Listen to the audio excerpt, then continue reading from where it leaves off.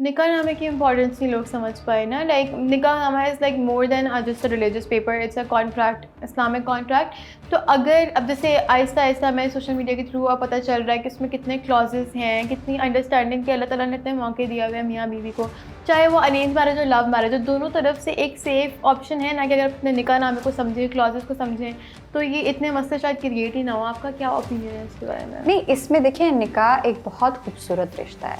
अल्लाह ताला ने कहा है कि आपके मतलब मेरा जो सबसे ज़्यादा पसंदीदा एक रिलेशनशिप है इंसानों में वो मियाँ बीवी का है। माँ और बेटे का नहीं कहा गया, और उसके हालांकि कहा यह जाता है कि माँ के कदमों के नीचे जन्नत है, लेकिन फिर भी जो सबसे पसंदीदा रिलेशनशिप है वो मियाँ बीवी का है।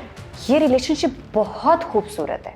आप प्लीज़ उनके पास कभी जाके बैठें, उनके भी आप इंटरव्यूज़ करें। जो जोड़े माशाल्लाह बहुत अच्छे हैं, उनके बच्चे बहुत अच्छे हैं, उन्होंने लाइफ की इतनी डिस्कशन की हैं, वो अपने रिलेशनशिप को इतने अच्छे तरीके से लेके चल रहे हैं। आप कभी उनके पास बैठेंगे ना तो आपको कभी ये सुनने को नहीं मिलेगा नहीं नहीं हमारी तो कभी लड़ाई नहीं हुई, हमने तो कभी गुस्सा नहीं किया। हम नहीं, होती हैं, उनकी लड़ाइयाँ भी होती हैं, डिसएग्रीमेंट्स भी होते हैं, प्रॉब्लम्स भी आते हैं, सब आते हैं, लेकिन वो एक टीम की तरह काम करते हैं, एक यूनिट की तरह काम करते हैं।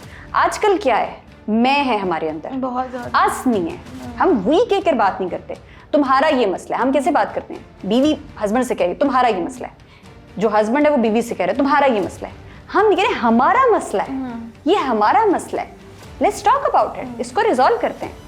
मुझे ये लगता है कि मैंने जितनी भी ये शादी को प्रैक्टिकली देखा है, अपने घर से देखा है कि इतना खूबसूरत माशाल्लाह ताल्लुक है। मेरे पेरेंट्स की माशाल्लाह जो उनकी शादी को 35 इयर्स हो गए माशाल्लाह। इन 35 इयर्स में ऑब्वियसली मेरे बहन भाई बड़े हैं, और मेरी एज के अकॉर्डिंग मुझे लगता है कि मैंने 27 इयर्स उनके रिलेशनशिप को देखा है।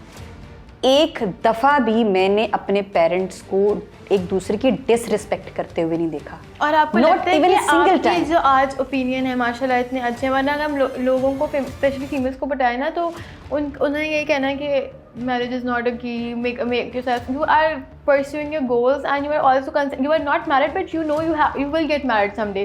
You are not saying that I don't need a man because you have seen a relationship. I need a man. मुझे लगता है कि बिना मैन के मैं कंप्लीट नहीं हो सकती। तो ये ना कि आपने अपनी ज़िंदगी में वो एक ऐसा रिलेशनशिप देखा है कि आपके लिए शादी गाली नहीं है, आपके लिए शादी खूबसूरत रिश्ता है। मेरे नज़दीक तो बहुत मुकद्दस खूबसूरत, क्योंकि I am a very lively and lovely person. मुझे होता है कि मोहब्बत देनी है, टेक केयर ऑफ, राइट। तो भी मैंने किसी को मोहब्बत देनी तो उसके लिए मुझे मर्द चाहिए, उसके लिए मुझे शादी करनी है ना। तो वो तो मैं तो बहुत, मेरे लिए तो ये जो रिलेशनशिप है शादी वाला। आप अपने आइडियल पार्टनर में क्या चीज़ें देखती हैं, आज हम बताएंगे।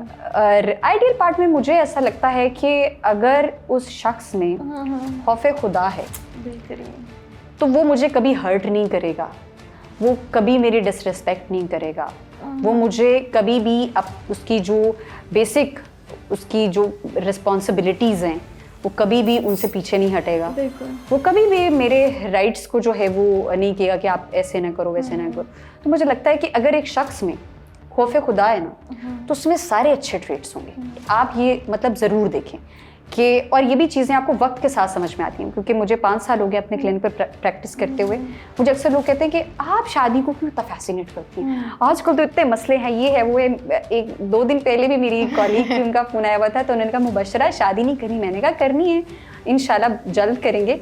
तो उन्होंने कहा कि मुझे बहुत अच्छा लगा कि यू आर जेन जी, और जेन जी जो है वो शादी की बात कर रही है, वरना आजकल तो जितनी जेन जी की लड़कियों से बात की जाए तो वो तो भाग रही हैं शादी से। तो उन्होंने, और आप क्लिनिकल साइकोलॉजिस्ट होके मेरे पास तो केसेस ही आते हैं, एक्स्ट्रा मैरिटल अफेयर, चीटिंग हो रही है, इश्यूज हैं, फलां, डिवोर्स, बहुत चीज़ें, बहुत मतलब इश्यूज हैं। स्टिल यू आर लाइक कि नहीं मुझे शादी करनी है। तो मैंने कहा मुझे पता है कि मैंने इस रिलेशनशिप को कैसे लेकर चलना। और आप लोगों को देख रही हैं, सबको इन चीज़ों को भी एहसास हो रहा है कि क्या चीज़ें मैं नहीं कर सकती, क्या मैं बर्दाश्त नहीं कर सकती। जैसे अगर कोई मसला आ रहा है तो कहेंगे मोस्टली कि सॉर्ट हो सकता है, मगर मैं होती तो मुझे सॉर्ट कर लेती है इसको, लेकिन उस इंसान की साइकी देख के अंदाज़ा हो रहा है कि किस तरह के मसले हैं जो है। नहीं, मुझे ये भी देख के पता चल रहा है कि कितनी छोटी छोटी चीज़ें बड़े बातचीत से भी हल हो जाती हैं। लेकिन आपको लगता है कि इन्वॉल्वमेंट का कितना रोल है इस चीज़ में? अगर कोई जॉइंट फैमिली में रह रहा है तो इसका थोड़ा सा इन्वॉल्वमेंट है कि अगर कोई जॉइंट फैमिली सिस्टम में तो आपका रिलेशनशिप बहुत सफ़र करता है, क्योंकि आप उस तरह से आपको प्राइवेसी नहीं मिलती है, आपको उस तरह से जो है वो अपनी दो लोगों के दरमियान मुझे बात लगता है रखनी कि है। रिश्ते जो होते हैं, जो खूबसूरत रिश्ते भी होते हैं, वो स्पॉइल हो जाते हैं, इतने वो मिसट्रीट होते हैं और सब, मतलब लोग नॉट इवन हस्बैंड वाइफ, लेकिन कोई मदर इन लॉ हो गई है, इस तरह के रिश्ते भी बहुत, अगर दूर रहें तो शायद ज़्यादा इज्जत करें एक दूसरे की एज कम्पेयर टू। नहीं, इट्स नॉट अबाउट कि दूर रहें तो ज़्यादा इज्जत करें। मैंने कुछ जॉइंट फैमिली सिस्टम में भी बहुत अच्छे रिलेशनशिप्स देखे हैं, लोगों ने ग्रो किया है और लोगों ने अपने बच्चों की बड़ी अच्छी तरबियत की है। लेकिन वही बात है कि उसमें जो पूरा आपका घराना है, उस घराने के जितने भी लोग हैं, वो सबका जो है वो एक पॉइंट है कि हम लोगों ने ग्रो करना है, मोहब्बत से बात करनी है, प्यार से एक दूसरे के साथ रहना है। मोस्टली कोई लड़की जब घर में आ रही है तो पहले ही माइंडसेट होता है कि उसको इस लिमिट में रखना है, उसको इतना इन्वॉल्व नहीं करना। जब आप किसी की औलाद को उस तरह नहीं अपनाएंगे तो ऑब्वियसली वो भी आपको नहीं अपना। कुछ जॉइंट फैमिली सिस्टम में बहुत अच्छा है लेकिन बहुत रेयर, इसलिए कहा यह जाता है कि जब लड़का और लड़की जो है जब उनकी शादी होती है तो एटलीस्ट उनको एक पोर्शन सेपरेट मिलना चाहिए, ताकि अगर उनका कोई डिसएग्रीमेंट है या कोई झगड़ा है तो वो उन्हीं के पोर्शन, उन्हीं के रूम तक रहे, वो खुद ही उसको रिजॉल्व करे। लेकिन यहाँ पर ये होता है कि समटाइम्स जो है वो आवाज़ ऊंची आ रही है, कमरे से बाहर, बड़े बनने के चक्कर में जो है, पहले लोगों के पास दिमाग की कमी थी, लेकिन अब तो लोग इतने एजुकेटेड हो गए हैं कि अब बड़ों की इनको नहीं जरूरत होती है। आई एम सॉरी, वैसे मैं एक बात कहना चाहूँगी, यहाँ पर हमारे जितने पढ़े लिखे लोग ज़्यादा है ना, उतना ही वो एक स्ट्रेस को, कॉन्फ्लिक्ट को उतना ही ज़्यादा मिसहैंडल करते हैं।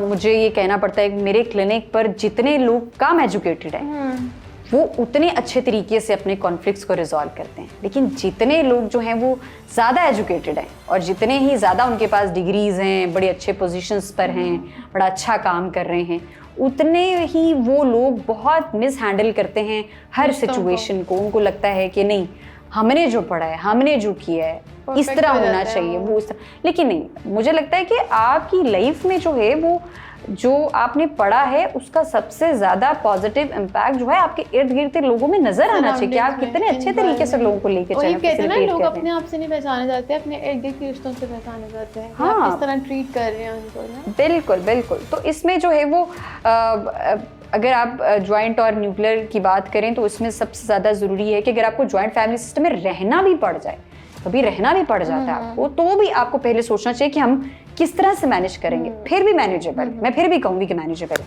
आप एक रूम में, आपके पास जब आपको टाइम मिले, अपनी प्राइवेसी में अपने मसलों को डिस्कस करें, चीज़ों को डिस्कस करें, तो भी बहुत हद तक जो है वो मसले रिजॉल्व हो सकते हैं। बिल्कुल।